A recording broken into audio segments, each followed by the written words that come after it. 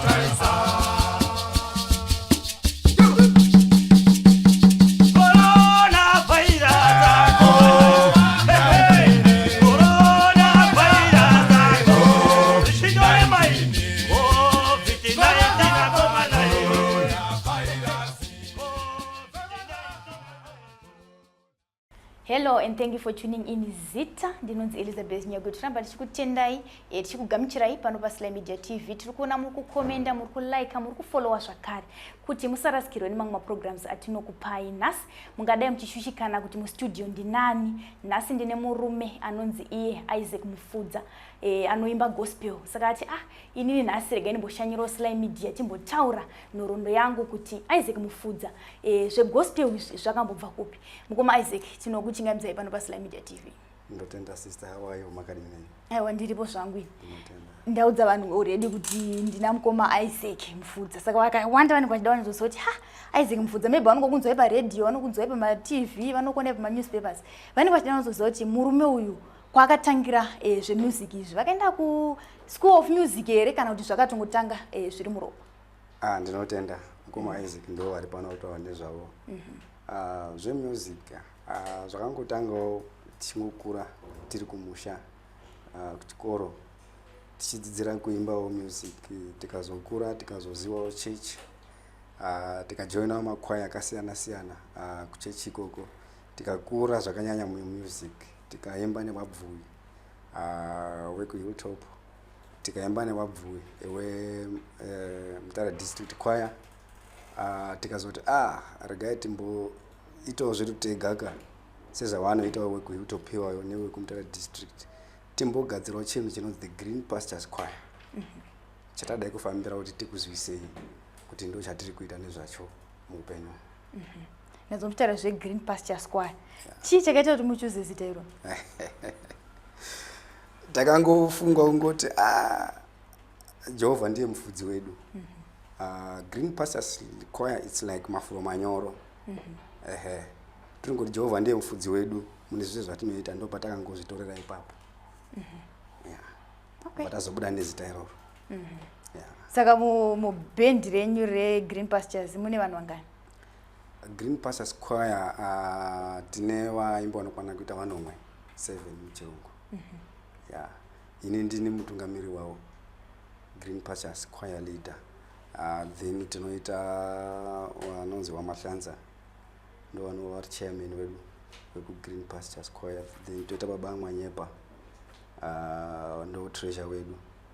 Then some of the members angove ma-followers, baba Muchai, mukoma Mundembe, na mukoma Jiriengwa. Yes, to make us 7. Okay. Muri mudiki yetibve kumashure. Muri mudiki mimi. Zvekuimba izvi maimboimba kumachechi here maita sei? ya taimba kumachechi. Taingoti wadiki taingoti tikangoona mukomo wedu wari kuti ande kuchechi pamwe pacho tairambiswa chizi imimi ndamunofudza mombe but azota kumombe ikoko waingozotona tako kuchechi kwacho mombe dziri panze chitongoonawo zvavari kuita wachiimba and so on. Ndo patakatanga kukopa kuziva kuti I must go to church ndichimba. Ndo pandakatanga kuziva kuti denga kuna Mwari through music. My passion is in music. I can't pray something like mina matangu mizhinji irimo music. Ndikaimba, if I've got something chinondivhiringa, if I sing ongonoti ndikanamata ndogutsikana ndikanamata ndinobatsirwa. But as to me, if I sing nditwa zvakanaka. Nguva yangu zhinji ndiri kubasa, nguva yangu zhinji ndiri kumba inopera mukuimba. Wangona kuti ko munhu ari kuimba so arudarwa nani ndotoonekwa ndenga ndiri kuimba. Zvinoramba zvichingondisimudzira mweya wangu. Yes. Okay. Even panenge ndichifamba no play music yangu phone ndoisa ma earphone ndoteerera music yangu. Panenge ndichishanda ndinge ndichinoteerera music ndikanaita kuimba nemurombo wangu ndongoteerera music. Okay. Ndanzwa muchitaura mimi kuti vana mukoma ndo vaita zvekuimba kuchechi. Zvinhu izvi ndezvedzinza here zvekuimba izvi kana kuti mimi ndimutori first yakubuditsa ma-albums? Ndingangoti kudzinza kwedu I'm the first person kubuditsa kuitawo a leader of such a gospel group. Hakuna mumwe zve akamboita izvozvo? I'm the first one. Maybe wari kwawo wandisandaziwa but as much as I know wedu kwamufudza ndino kutanga. Saka vamwe vakazvitora sei muchitanga kuti ndakunobuditsa album rangu? Yes, they follow me because most of my events anoitika kumushoko. Ndinongobatana nevakomana vangu toenda ikoko.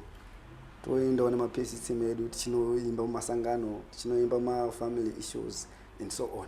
So they started to follow me in my music and even kuma group funds kwedu variko. Even wasiko kuma group funds ndinongoona vachingoti thank you very much, you are doing well family. Okay. Pandakambotarisa kumakava pages ndakaona kuti vanhu 7 mataura varipo. Asi chinyanyo ndikatya mazana chekuti pane varume vega. Why makachuza kushanda nevarume? Group redu takariti ndere wabvuwi. Wabvuwi warume. Kunyangwe tine wakomana vechidiki vanokwanisa kuita wabvuwi tichibatsirana mukuita music. Takati kuti tisarure madzimai zvizhinji zvacho zvine zvinozonetsa mukati zvatakamboonawo zvichiitika mumwe magroups include madzimai. Saka takaona kuti these problems tikagara tazviavoida I think zvinotibatsira zvakanaka. Kune ma-upcoming madiki ari kukuona izvezvi muchitaura kuti ukashanda nemadzimai pane zvinozoitika, pane matambudziko atinoona mukushandisa nemadzimai. Mungadi kushiya nawo here so that vazivewo? Maybe vamwe vari kutotya kuti tikashanda nevakadzi, mumwe ari kutoti ndikashanda nevakadzi ndofunga kuti zvinoita. Zvine mimi zvamatotaura kuti pane matambudziko anouya mukushandidzana nevanhukadzi zvichida vanenge vasingamazivi, asi mukavaudza vanenge vakuita sei? Vakuziva. Vanenge vakuziva. That's true. Ndakada kuti muzive zvinobvawo nekuti vanhu makasangana papi, makaonana papi, mukawirirana zvipi. Asi zvizhinji zvandakamboona kumashure uko zvine matambudziko anosanganikwa nawo. Ekutiwo isusu tinogona kushedzwa at any time. Just like now if I am called Shinzi tiri kudai kumarondera, tiri kudai kwamurewa, togona kutosumuka at any given time. So by that time etinoenda kusvika patozodzoka maybe we'll be spending 1 or 2 days tiriko. Dzimwe mhuri dzinosara dzichishupika kuti baba wekwangu waenda mining. Zvinozoguma zvaita sei. So we have some of those groups dzakaita matambudziko iwayo zvikaputsa magroup akawandisa vanhu vakapinda mukusawirirana. Saka takangoona kuti isusu ngatifambe tiri varume tongoparidza takadaro mukuimba. Okay. Sekuziva kwangu inini vabvuwi havashandise magitari. ya wabvuya avashandise magitari. Imimi pane imwe nguva here yekuti munombofunga kuti but iko zvino vanhu vakawanda vakuda mhanzi dzine magitari kunyanya. Tadii tamboti mukuita kwatiri kuita vabvuvi vavo tichisanganisa ngosho nengoma, tadii tamboisa kana kagitari tambonzwa kuti zvinobuda sei? Ya tine advantage kwazvo muzvinhu zvatinoita zvekuimba izvi zvegospel. Nguva zhinji matinofamba patinoita mahirings edu ema-instruments tokwanisa kusangana nawo magitari varipo. Something like you are called to sing at a certain church. That certain church inenge yakoko wemagitari. So patosangana ipapo sitotorimbojaivhawo dzemagitari dzacho idzodzo because netichiti tamboneta kumboita zvehosho ngatimbotamba nokawo tichiita sei and so on. And nowadays zvemagitari izvi zvakupinda machurches nowadays and ndo zvakukwezva vechidiki kuti vauye kuchechi and so on. So I think zvinobasa kutisimudzira kuti patinomboimba dzemusic yengoma nehosho iyi tinombozoda kumbozo-refresha tichitamba magitari. Though ndisingagona hangu kuridza gitari racho. Nondi haya ndinorova gitari singeti. But manje challenge yaipa kuti hamudi kushanda nevanhukadzi. Tinogona kuzonga tichesa maybe mafunctions anogona kuita kuti muwepo on a day yekuti tinongosangana for that day zvinogona kuita. Yeah. Okay. Takatarisa nyaya dzekuimba idzi pane matambudziko akawanda anosanganikwa nawo. Zvichida first paunotanga kuda kurekodha first album renyu. Ndiapi matambudziko so far amati masangana nawo kana kuti amakasangana nawo kubva paalbum renyu rekutanga? Our first album takasangana matambudziko akawanda savanhu vanga vachiri kutanga kuna 2018 uko. Kwamutara tisina studio recording article yanga iriko. So taizoita move on to Harare. Kutera wamparutsa wetanga tichinzwa kumashure kuti waimborekodhawo music. So taipinda muma-problems transport fees, nyaya dzechikafu. By then patakatanga group iro tatiri about 12 kana mambotarisisa mapics andambokusenderai. We were 12 from the beginning. Saka zvaitinetsa kuti transport todzowana kupi and so on. So taizoda kuti tese tiri 12 topinda mustudio. Saka taingozoshingirira tichiita izvozvo torekodha todzoka kwaMutare. Wamuparutsa waizoti more after so weeks motora music yenyu. So taizostrive futi kuti send someone kuya kuzogadzira some of these recordings tidzipiwe nekuzogadzira macovers. Kwamutare tasati ane some of those things mataiziwa mataigona kupinda. Saka taingouya kuno kwaMutare. Saka transport yaitiremera zvikuru. By then tarisati ane ma-sponsors akati aikwanisa kutibatsira mukuita basa iri. So taingokwanisa ngoti tikangoona zvishoma tounganidza, tikangoona zvishoma tounganidza kusvika tazobuildawo mari taikwanisa kuti ngatiite izvozvo zvinhu zvofamba. Okay. Vamwe maartists vataimbotaura nayo vaitaura matambudziko akafanana nekuti ukaenda kushow unogona kuridzira usiku hwese pasina. Mari yacho hauipiwe. Imi mati mambosangana nematambudziko akadaro? Hatisati tambosangana neizvozvo nokuti isusu group redu reGreen Pastures tine ma-charges atinoziva kuti you charge so much. Chiti pane hindi yenyu pamusoro transport yenyu kuti tora batinenge tiri nekuzotidzosera. So isusu manje zvekunamata manje takati hatiite zvekuomeserana. Munhu akati ana function yake yada kuimbirwa, isusu taizotarisa manje tovapa quotation yedu. Akazoti aremerwa taizosvika patinoadjustirana ndo anozi ma-negotiations. Tosvika pakunegotiata kusvika patinowirirana. So hatisati tamboita dambudziko iroro rekuti got for a function totadza kuzowana chouwiri nenyaya yekuti tinorerutsa zvinhu sinzi zvinhu zvekunamata. Tinosvika patinowirirana tosvika pakuzobhadharana zvinenge tawirirana izvozvo. Matinenge tisina kuwirirana zvedu tinozongoti maybe imbotsvagai vamwe kuitira kuti tisazosangana nemaproblems ekuti munhu akuzoshaya mari yekuti tizotengerawo mhuri dzedu shuga nesadza kudzimba uko. Okay, tichenda pamhuri papo.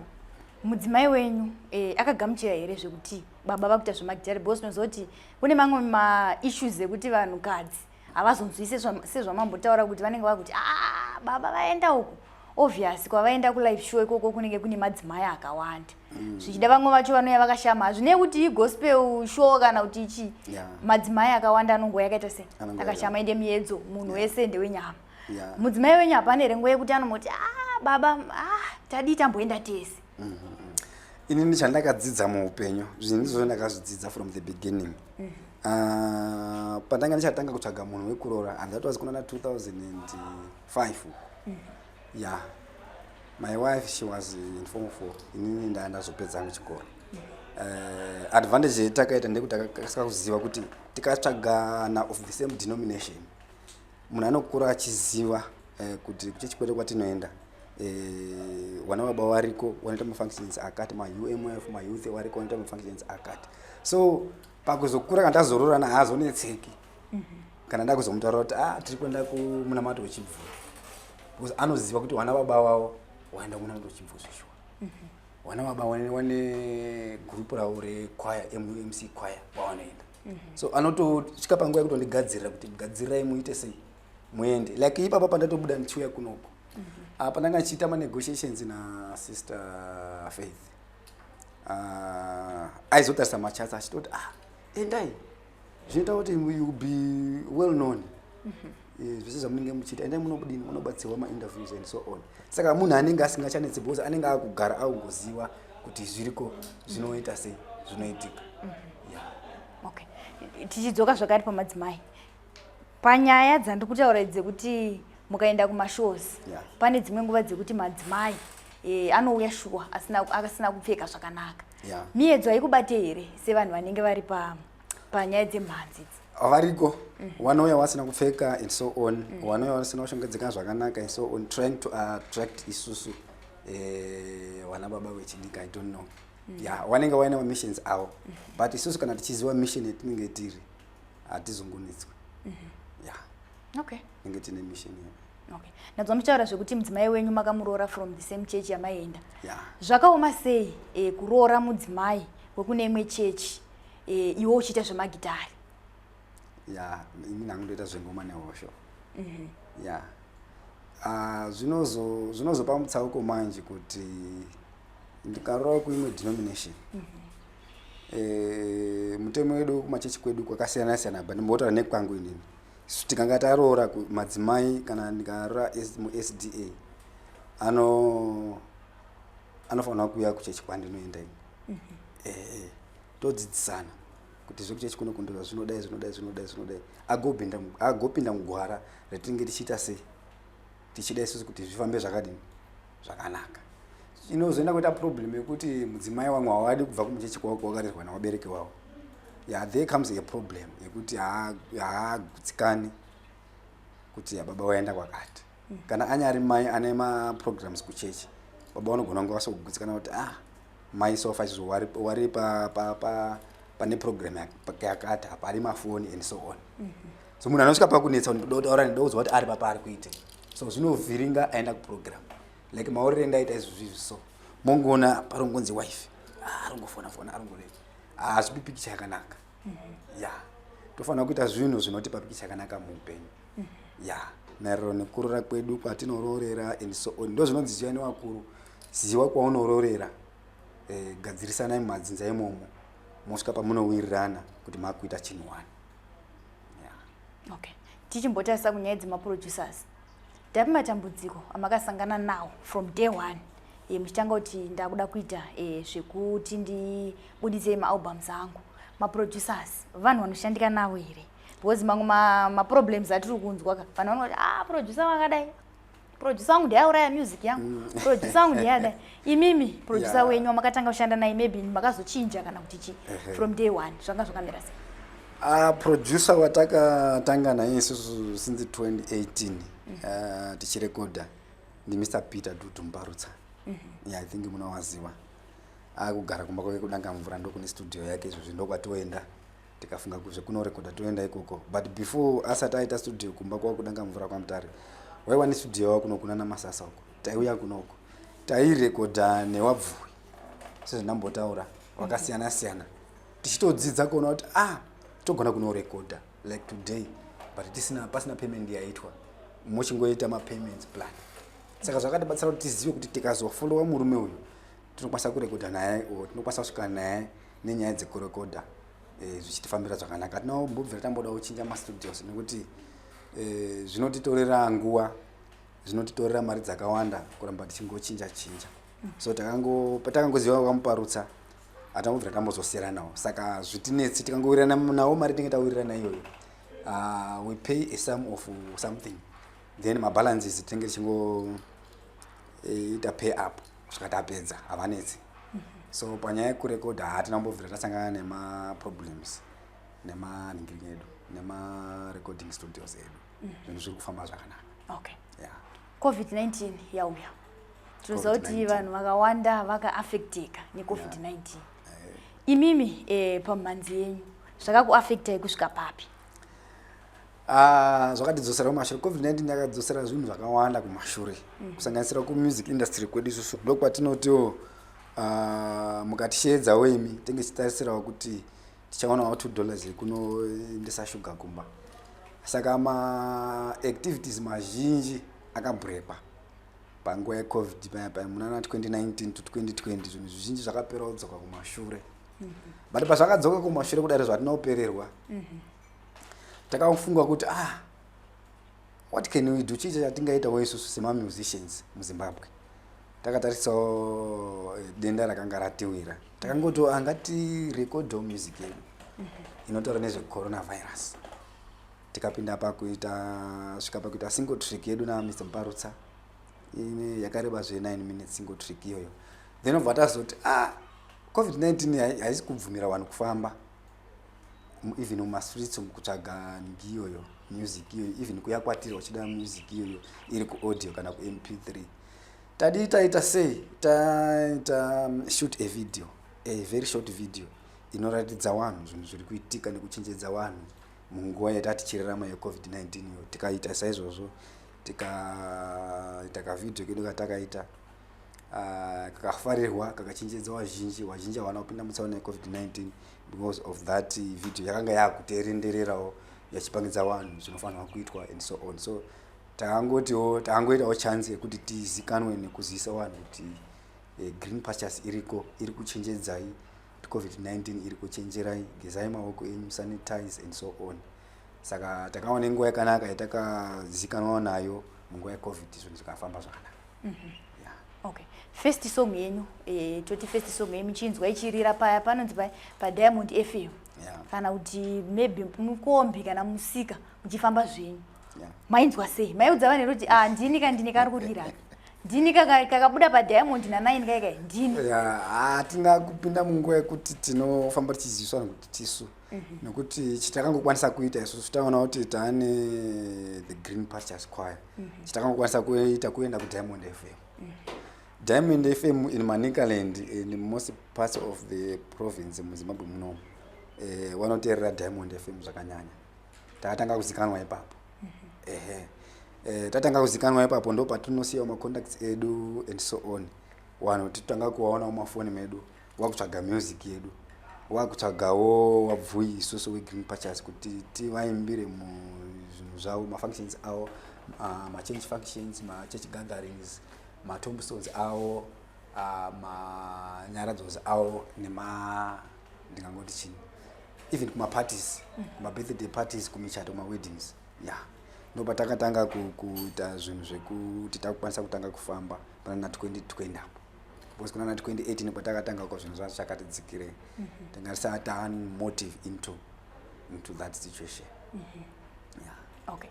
2021 ndobva mati rega tibuditse rimwe album tariro ichiripo. Chicha chaitika kumashure kuti makazoti I think kuti ngatiti album yedu tori pasitari kuti tariro ichiripo. Yange yamboenda kupi tariro chicha chamboenda. Izvozvo zvatakaita munguva yeCovid takagara kudzimba kwedu kuti chingosendera vanhu maflyer ndingangoti mavideos iwayo nemasongs edu iwayo because takanga tichine 2 albums. Ndo patakatanga kuona kuti namusa kune vanhu vanogona kufollowa chinhu chinonzi Green Pastures. Saka takati isusu this album yedu ngatiite kuti tariro ichiripo. Yeah, because takanga taita first album yedu yakanzi Mambo Werudo. Not Mambo Werudo, Mwari Weminana. Yeah, Mwari Weminana, that was our first album. But tazoita the second album Mambo Werudo. Yeah, tichipedza kuti album iyo ndo patakapinda mu COVID. Yeah. Yeah, ndo patakazoti after this COVID tabatsika mune zvakawanda mafollowers apo. Ngatiite album riri kuteera tariro ichiripo. Saka rakafamba sei tariro ichiripo? Rakafamba zvakanyanya here kudarika Mwari Weminana? Rakatofamba. Mwari Weminana, that was the beginning ka. Tanga tichangotanga kutsvaga mafollowers nema customers. Zvanga zvichiriwo zvekutanga saka rakatibatsira kutisimudza that album. Kusvika patari panapa sisi takarirekodha some years ago. Nanhasi uno richinongodiwa rinongofarirwa. Yeah. Okay. Maalbums enyu anenge aine music yakafanana here like in terms of numbers. Kuti yekutanga inenge ine 5 ma songs, yechitu inenge ine 8 kana kuti esaningangoni ma 8 yakafana. Yeah, tinogona kumasiyanisa zvedu maererano nekuti Mwari watifenera zvipi. Ngoti most of our music tino composer. Yeah, pane ma composers aripo nema hymnals AUMC.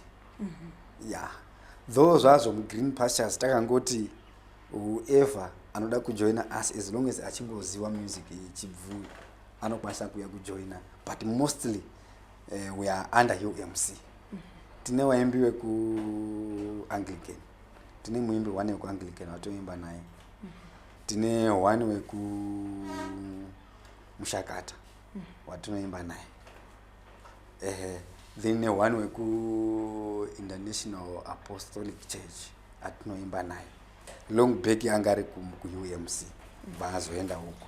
Saka pakuimba nekubatana pa music machichisi esiyewa yoyo tinosvika patinobatana. Saka takati teaching one tofamba takadaro. Okay. Yeah. Saka munitarisiro here kuti zvichida remangwana muchatozotanga kuimba pakunada baba charamba. Zvisinei kuti vamwe vacho vanoisa magitari imati isusu yedu music toda kumboita iri ma collab apa atisati tasangana newaimbi wemagitari. Itori tarisiro yedu yekuti tisangane nawo. Yeah, takambosangana baba Blessing Shumba kumashuroko.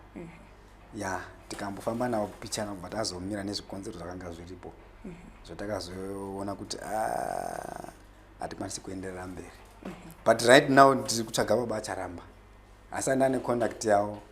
Maybe wasati wakundiziwa bandoshira kuti Mwari wakaita kuti tiziwane chagona kusangana. Tichimboimba tose. Because ndakamboona wachita ma collab nema musicians akawanda emagitari. Zvakandipa shunge kuti ndikasangana nawo ma beat kazhinji kacho music anyanyosiyana. Though kune music ngoma nehosho ne magitari. But pa beat azwanzosiyana. Beat yari kutamba rinogona jive inogona ngairi imwe chete. But zviri zvemagitari. And also zvinogona zviri zvengoma nehosho, but jive inogona ngairi imwe chete. Saka ndo pandinoti tinogona kuwirana tikasangana. Yeah. Okay. Zvakaoma sei kushanda nevanhu rume panyaya idzi dzekuimba idzi? Nevanhu rume. Ansa ndanya kuona kuipa kwazvo. Because ndosangana nevanhu rume wakawandisa mukuimba. Ya ndichidaro ndenge ndichitaura varume vemarimba edenga. Ndaita makolabha akawandisa nawo. Ine ndo vamwe vakatidzidzisa music. Ndo vamwe vakatidzidzisa kukura buda muma groups echibvuwi kuuya kuita ma choral groups, ma independent groups. Yeah, because waimbi wechibvuwi wechurch kazhinji nguva zhinji they are managed in a church. Yeah, then kuma choral groups ama independent groups. Tinogona kuita zvatinoda zvisinei nechechi mukati. Yeah, ndongokupa example yekuti kana vari wabvuwi wanoshedzwa kuimba hatigoni kunoimba mufundisi wepachechi pedu wasingazvizivi. Yeah, hatigoni kunoimba chairman wechibvuwi asingazvizivi, anogona kunga asiri mukwaya yechibvuwi, but angozvimirira chairman wechibvuwi, atigone kubuda asingazvizivi. So isusu kuma-choral groups kwedu ma-independent groups, if you are found here right now, hatinawo kutaura kuti kwenda wakati. Watinongotaurira nemanager wedu kana one of our sponsors, totoita sei totoenda. So vanhu vechirume kazhinji kacho kushanda nawo munyaya dzemusic vanotibatsira straight. Wakatibatsira vana marimbo vedenga ava, then kwamutata tine vanhu inonzi resurrection choir inoita macollabs akawandisa, like this year kuna naOctober uko isusu takanga tine album launch ye our last album yatina iyoyo nguva yenyasha takaita album launch iri paMikos Park, zvinhu zvikafamba zvakanaka, takava nawo weresurrection. Yeah, tikava nevamwe vaimbi vechibvuwi vanobva kwachigodora kwandakangana zvangu zita racho vachiri kusimukira, tikavadzidzisawo mumusic nanhasi they are still following us kuti tiite basa iro tiri pamwe chete, vari kukura. Zvinoita zvakanaka kuti tiri kubatsirana sevabvuwi, so hapana chinonetsa because nguva zhinji tambo yekudhonza todzonda tiri one side tichifamba. Yeah. Okay. Pa5 albums ndozoti panike paine song yekuti munoti hai nyangwe ndikainzwa ndakarara ikai, aiwa this is the best.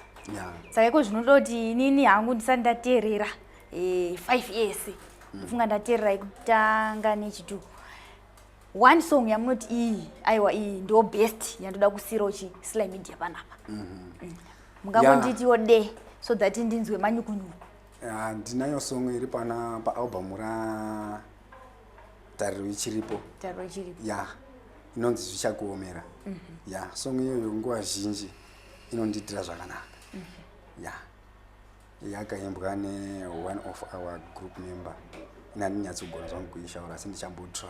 Imbotry because kana muri director handifunga kuti mungaomero. Because my lines acho ndimunenge minawo. Ndinawo. Yeah, it's okay. No, it's like this. Ahiye o, ahiye o, ahiye o, ahiye o. Mainzwa iri choni. Ndainzwa papa ndandakuda kutomirira kuti mende mberi kana ndafunga kuti bamwe muchazotanga kuti zvichanaka zvichaita sei ndochipindawo ndichase ndichiombera kana dziri hosho ahiye o, ahiye o, mudikani ndikuudze zvichakuomera, ukaramba kunamata zvichakuomera. Shamwari yangu ndikuudze, ukaramba kunamata zvichakuomera. Uchaenda kuna shumba ndidyewo, naiye shumba akaramba acha zvichakuomera. Ahiye o, ahiye o. It's all about munguva yatakurarama ngatinamata wadikani. Ichasvika nguva ichaoma zvinhu zvekuti kana kusimudza chinhu chiri pasapo nyama inenge yakuneta. Ngatinamate nguva ichiripo. Yeah. Okay. Mashoko enyu kune vachiri kusimukira ma-upcoming artist ndeyekuti kudii takatarisana nenyaya dzema-drugs kunyanya? Mashoko edu kune vachiri kusimukira munyaya dzekuimba takatarisana nenyaya dzema-drugs. Musanete kukurudzira vanhu muzvinhu zvekunamata nekukurudzira vanhu kuti vasabate madrugs, nokuti kubata madrugs kuri kuitwa nevechidiki mazuva anaya isaini yekusaziva Mwari, yekushaya zivo. Aya mashoko ari kuna zvirevo aya kuti vanhu vangu vaparara nokushaya zivo. Ndo zvatakuona munguva ino kuti vanhu vari kushaya zivo munguva yekurarama. So vaimbi vachiri kusimukira, kurudzirai vanhu, kurudzirai wechidiki wakabatwa nemadrugs kuti wazive Mwari munguva yatiri kurarama. Chokwadi rasi kuti ukatora madrugs haukasike kuneta panyaya dzekutoenda kuma-live shows kana kuti kuda kuperforma zvezvi. Vechidiki tiri kunzwa vachiti ukatora madrugs haukasike kuneta, ukatora madrugs hauwane hope kana usiku wese nopula uchiita sei uchiridza? Ndikatarisa zvinhu zvakafanana naizvozvo ndokushayisawo kwatiri kutaura, nekuti mukuru wezvose pane zvinhu zvose ndiMwari. Isusu madrugs mazivi retinozviita, kune vana mazvikokota vanoita nezvemadrugs. Tikaenda kune wana chiremba ndo vanoziva nezvemadrugs. Ini handikwanisi kutora drug rekuti ndikwanise kuita pfungwe ndichimba music, zvikuru sei yegospel iyoyi, kana kuti anything chimwe chinhu chisiri chekuimba, kana even iri basa chairo. I cannot take a drug kuti basa rangu rienderere mberi. Mwari ndiye anotipa simba rekushanda, Mwari ndiye anotipa simba rekuimba, but madrugs anorapa nyama yaneta ndokunge waenda kuna nachiremba. Ndozvandingakwanisa kuzivisa vanhu. Okay, tichitwa kokupedzisira, mune here masocial media handles amungasire vanhu maybe vanda kuzotsvaga music yenyu kuti rega timboteerera music yaMukoma Isaac Mufudza, tione kuti ndikateerera music zvichida nyama yanga yaneta inogona kusimudzirika. Zvechokwadi. You may follow us. You can follow us on YouTube. Mungangotype out the Green Pastures Choir. Inobuda ipapo yokuratidza zvizhinji zvatiri kuita. You can also take our contacts muchizoona zvizhinji zvinenge zvichiitika.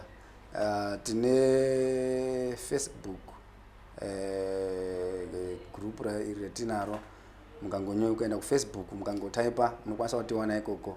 And then ku WhatsApp group tinaro group redu rekuti mukakwanisa kungoti bata pa phone number dzedu dzatichakupai. You can follow us ipapo pa WhatsApp group. Atingoimbi chete, tine vaparidzi varimo vanoparidza, tine varipo vanoshumira shoko raMwari zvichitibatsira. Zvakare tine midnight prayers atinoita ipapo, yekuti kana uri kupi wherever you are kwaunenge uri ikoko, zvinhu zvikakuomera ukatijoina midnight prayers, zvinhu zvinoita zvakanaka usina hako kana kumbotaurira dambudziko rako. If you just join us on midnight prayers, zvinhu zvinofamba zvakanaka. Tine vazhinji vari kupupura midnight prayer iyoyi. So you follow us, tofamba tise zvakanaka. Ndichashedzera namba dzino dzamunokwanisa kutora tichibatsirana ipapo. Namba idzi ndedza Mr. Isaac Mufudza ndowano wamunotaura nawo 0773 959 158. Ndodzokorodza zvakare 0773 959 158. Munokwanisa kutibata ipapo, Mwari atichibatsira. Aiwa, tinotenda Mukoma. Tinovimba kuti namba dzamasiya idzi nemasocial media handles vanda kubatai kana vanda kunzwa music yenyu kana kuti zvitsva zvamuchazoda kuvapa vanokwanisa kuita sei kukubatai ipapo. Iko zvinoda kuti musiye mashoko enyu ekupedzisira kumafanzesa mamutaura kuti aiwa tiri kuona muri kutitsigira muramba muineso, ndiye kuti kudii? Kune vatsigiri wese vari kuita follow us wherever you are, nokutenda zvikuru nerutsigiro rwenyu kuti dai mamusiripo imimi taigoimba tigoita sei, tigona mara tigoimba pasina ari kuteerera, hapana munhu aiponeswa. So ndinotenda Mwari nokuti munotitsigira nokutitewera kuti music yedu ikwanise kusvika wherever kwamunenge muri ikoko. Rambai makadaro, iwaiwo nesu isusu togara kwaMutare kumakomo ndokwatinowanikwa nguva zhinji. Zvakare wane mafunctions awo amunoda kuimbirwa nesu, munotibata panhamba idzodzo, tobatsirana. Mwari atichitibatsira nokuti ndiye anozotibatsira zvose. Tingakwanisa kuronga zvatinoronga pano zvatiri kutaura izvo, asi kuti zvibudirire zvese ndiye musiki wedu. So ndinokushuvira nguva yakanaka yamuchange muinesu. Ndinoshuvira wese wasati waziva Green Pastures Choir kuti wakwanise kutizivawo kubudikidza nemusic yedu yatinoita yekuimba iyi, zvichizokuponesa, zvichiponesa vazhinji nemweya yavanhu vazhinji ichisimudzirwa kubudikidza naJesu Kristu tenzi wedu. Aiwa, tinotenda Mukoma. Mazvinzwira mhuri yeZimbabwe vandinawo mustudio ndiMukoma Isaac Mufudza. Vabva all the way from Mutare vakati aiwa nhasi regai ndimbonoudza vanhu kuti Mukoma Isaac vakabva kupi nenyaya dzemumhanzi dzevabvuvi. Vati aiwa isusu hatisati takushandisa magitare, asi shuviro yangu ndeyekuti nditangewo kuimba naBaba Charamba. Baba Charamba kana makateerera kana muchizoona chirongwa ichi, Mukoma Isaac vati aiwa ndakasununguka kuti timbotanga chinhu chinyowani, asi mashoko avo avasimbisisa ndeyekuti kune upcoming artist zvichida vamwe vacho vagara vari muindustry kare vari kuti siyai nyaya dzemadrugs nekuti ndidzo dzauraya nyika, ndidzo dzauraya zvakare chinhu chinonzi music industry. Zita ndinonzi Elizabeth Nyago, tiri pano paSly Media TV. Rambai muchifollowa, muchisubscribe, muchilike zvakare. Tichizongana zvakare mamwe maprograms. It's a goodbye for now.